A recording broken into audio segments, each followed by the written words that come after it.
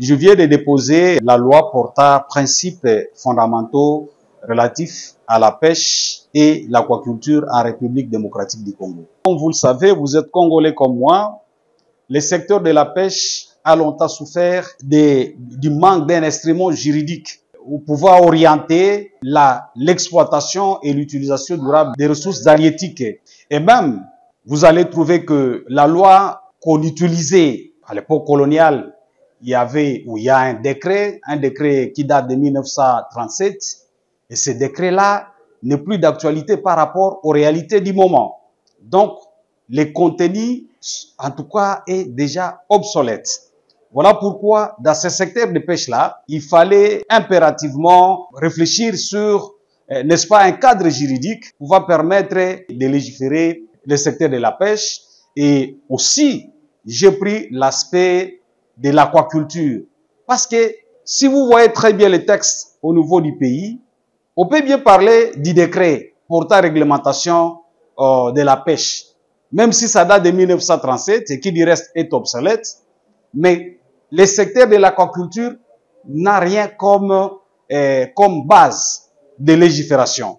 Voilà pourquoi nous avons pris les deux secteurs, la pêche et l'aquaculture, et nous avons fait la proposition de loi tout en tenant compte des innovations technologiques et environnementales. Et aussi, on a essayé un peu de lire les différents accords internationaux et nous avons cherché à adapter la loi par rapport à tous ces instruments internationaux et même régionaux pour que, en tout cas, la RDC ne soit pas à marge des réalités mondiales par rapport à ce secteur de pêche et de l'aquaculture.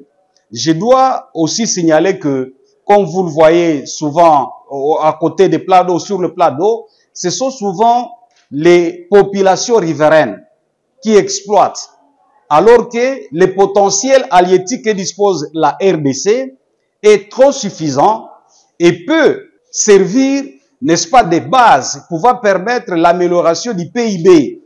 Si on a les investisseurs qui viennent exploiter dans le plat d'eau, je peux dire le fleuve, je peux dire différents lacs que nous avons à l'est comme au sud, à l'ouest, il y en a avec des potentiels halieutiques vraiment très estimables. Moi, je crois que avec cet instrument juridique, je crois que ça va être un élément qui va mettre à confiance les investisseurs et du reste, je le crois très bien, ça va permettre à ce qu'ils puissent avoir quand même une couverture qui peut les permettre de venir investir dans ce secteur de pêche et d'aquaculture dans notre pays. Quand je parle que le contenu est devenu obsolète, les réalités par rapport à la transformation, par rapport à la pollution même, parce que la législation des plats d'eau, des écosystèmes halieutiques doit tenir compte aussi de l'évolution de l'environnement, mais aussi des réalités technologiques. En 1937, si on pouvait faire la pêche de subsistance, n'est-ce pas, à travers les harpons, je ne sais pas, les hameçons et consorts, juste pour la subsistance, en tout cas aujourd'hui, compte tenu de la densité de la population, la demande en produits de pêche a suffisamment évolué au point qu'il y a une sollicitation de matériel et équipements sophistiqués pour essayer un peu de faire la capture de la quantité suffisante pour pouvoir permettre la satisfaction des besoins de la population quant à ce qui est de ces produits halieutiques. Donc, la loi sur la pêche à travers ce décret royal, en tout cas, si vous le mettez en pratique aujourd'hui, vous allez constater qu'il n'y a absolument rien.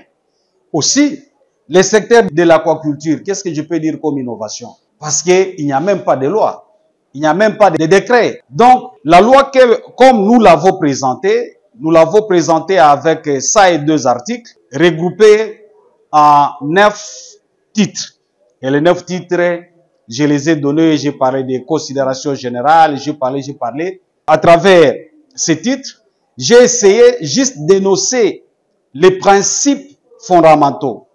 je dis bien les principes fondamentaux qui peuvent permettre à ce que l'on passe maintenant à la réglementation par rapport à chaque écosystème halieutique spécifique. Parce que la réglementation qu'on peut avoir, par exemple, sur le lac Édouard, n'est pas nécessairement celle qu'on peut avoir sur le fleuve, par exemple, tout simplement parce que la biodiversité ou alors le poisson qu'on retrouve ou les espèces de poissons qu'on retrouve dans le fleuve ne sont pas les mêmes qu'on retrouve dans le lac Édouard. Peut-être aussi la biologie, le mode de reproduction, la taille diffèrent et cela fait appel à une réglementation spécifique d'un écosystème à un autre.